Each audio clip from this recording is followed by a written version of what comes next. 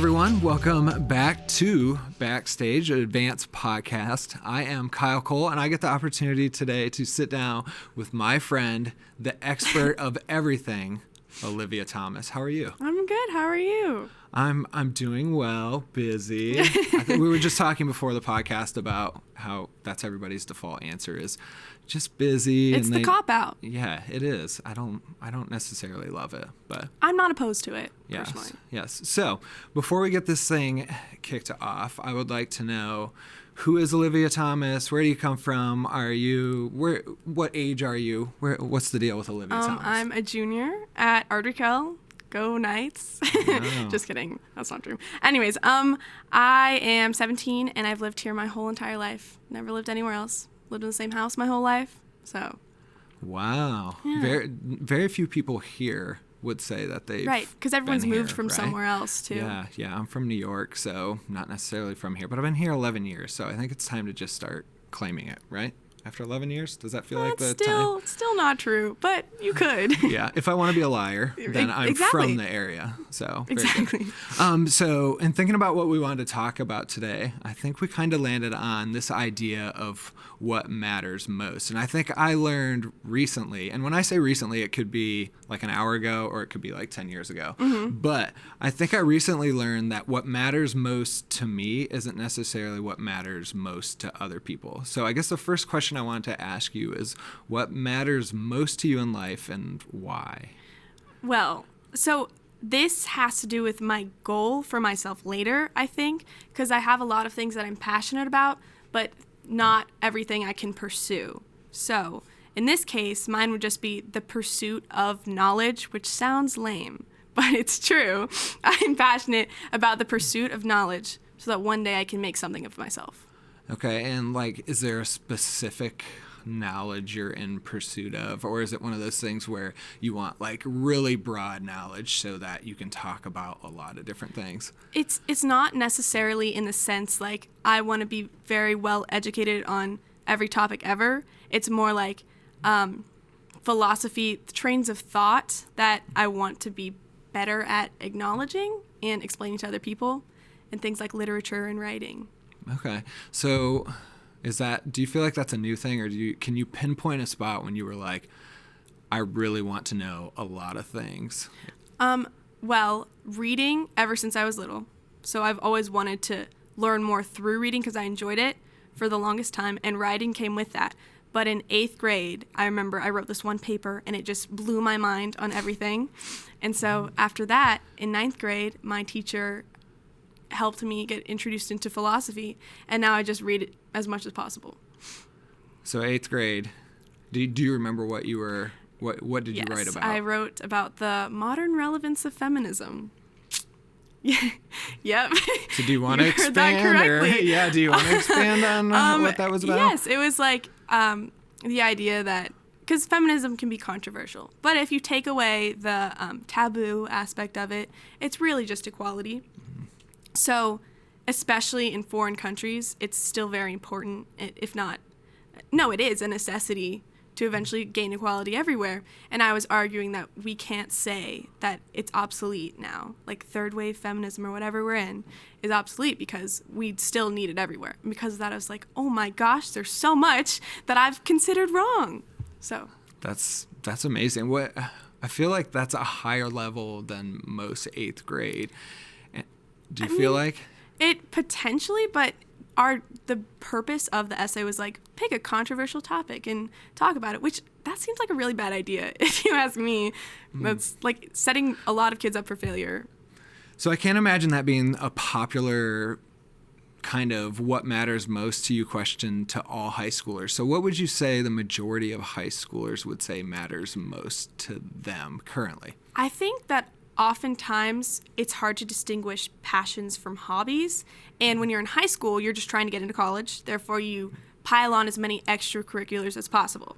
So if a bunch of high schoolers that I know would probably be soccer is my passion, or I care about debate, things like that. But you just have to, they have these same ideas. They just haven't figured out what all of their hobbies have in common that makes it passion. Yeah, that's wild. So can you expand a little bit on what separates my hobbies from my passions? Well, I would say that the distinction between a passion and a hobby is a passion is something that you want to pursue in life, like throughout your life. And a hobby could be something that you enjoy, but it also passes time. Yeah, I feel that. And I think a lot of times, like sports, you referenced sports before, is like sports gets tangled into being a passion, but really it's an extracurricular activity that I'm doing while I'm at school because maybe I like the people I'm hanging with that are doing that sport, but it's not necessarily something where, like, I play basketball, but I was also 5'11", 140 pounds. So was I going to play in the NBA? Probably not. But at that point, I was like, yeah, this is pretty great, but did my passion stem from like the camaraderie and the teamwork? And so it's two very different things. So Yeah, what's your passion?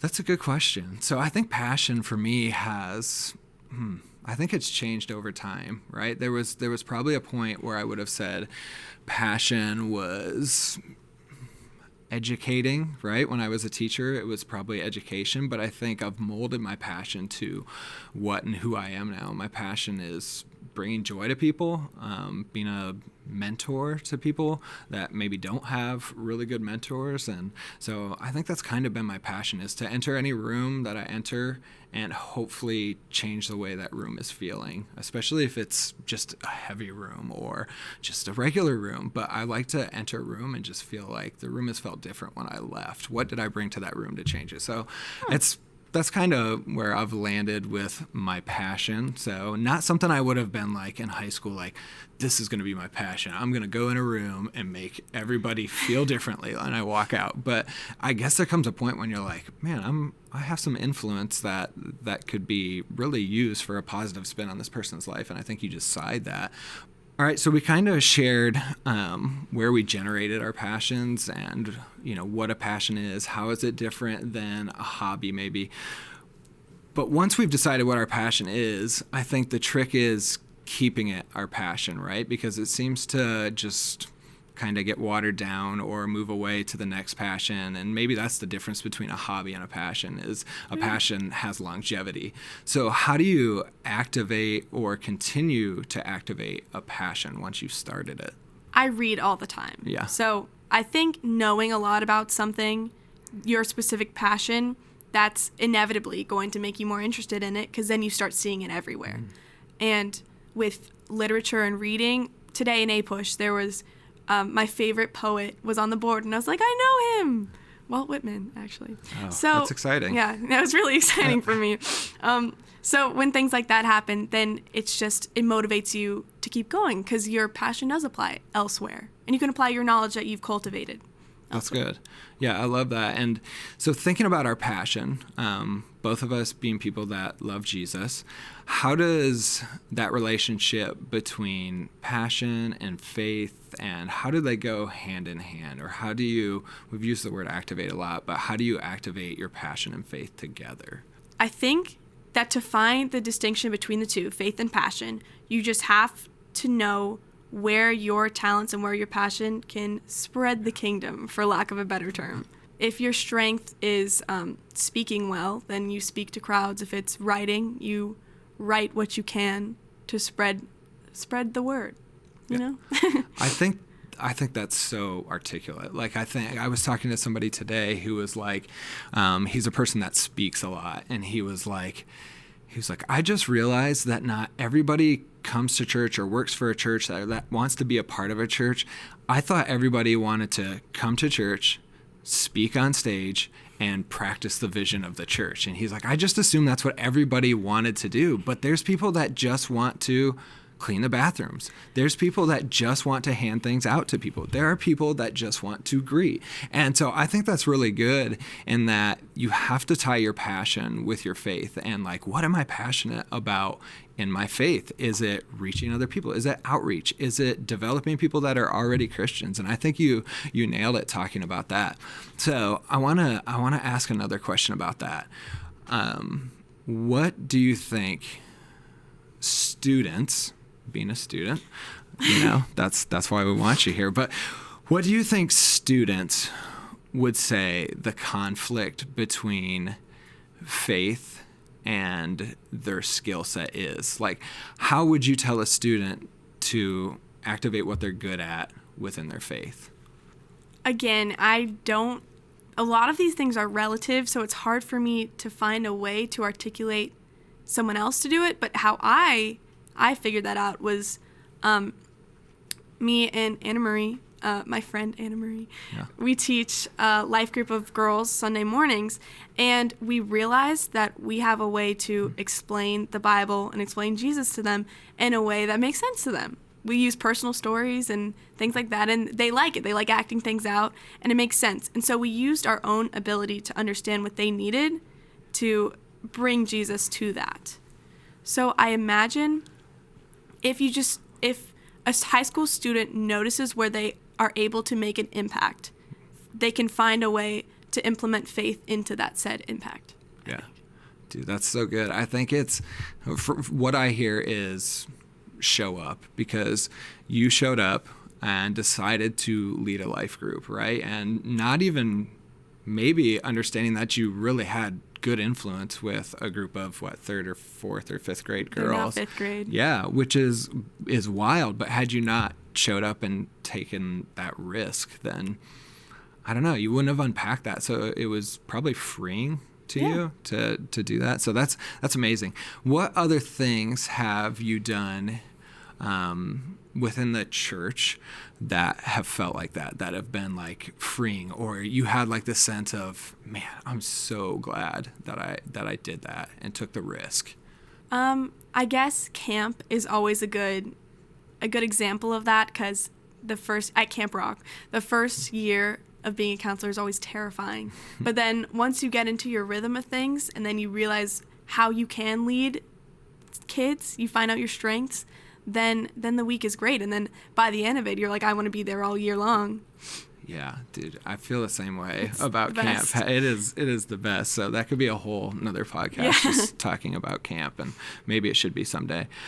So the last one, and having a relationship with you before, I knew this would be kind of a fun question to ask you and maybe wrap up things about passion and faith. But I know one of your passions is politics. This is true. But you don't want to start with politics on a podcast, because I feel like automatically people are going to be like, I don't know. So no offense to your passion.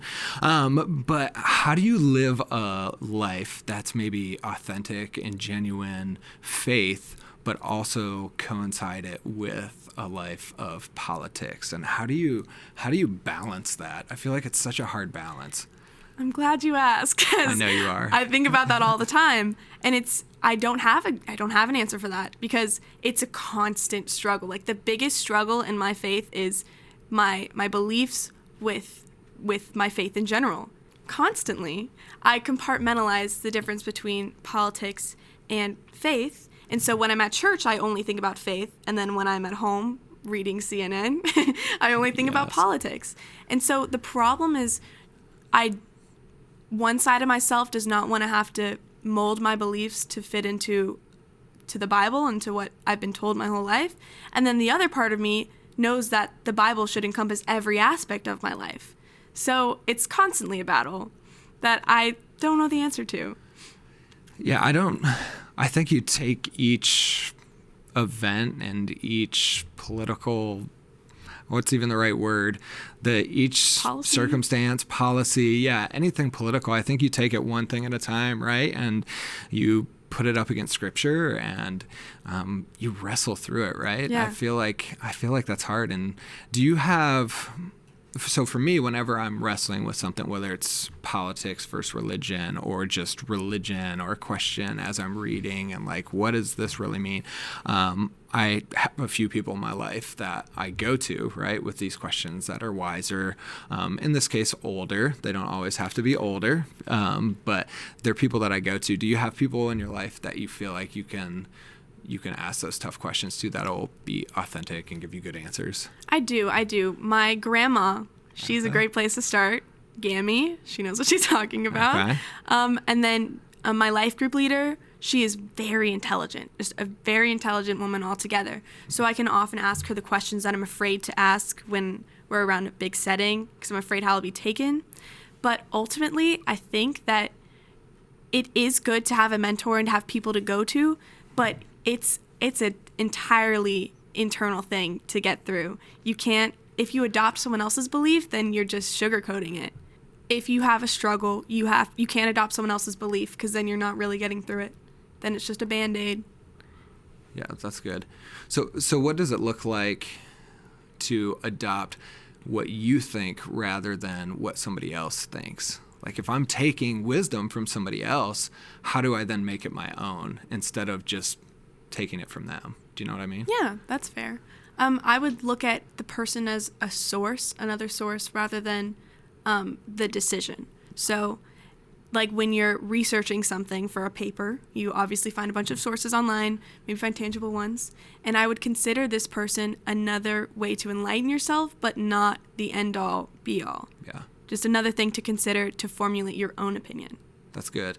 Yeah, I love that. I remember a certain point I started, I think, doing that, and I started to articulate what people said and decided, oh, I don't actually have to do what they told me. Like Exactly. I can use what I liked from that or what I agree with from that and then articulate what I actually think and combine it or ignore it. And I think I used to just take, because they were older and wiser and they knew more than me, that I just had to take it and let's use that. It worked for them.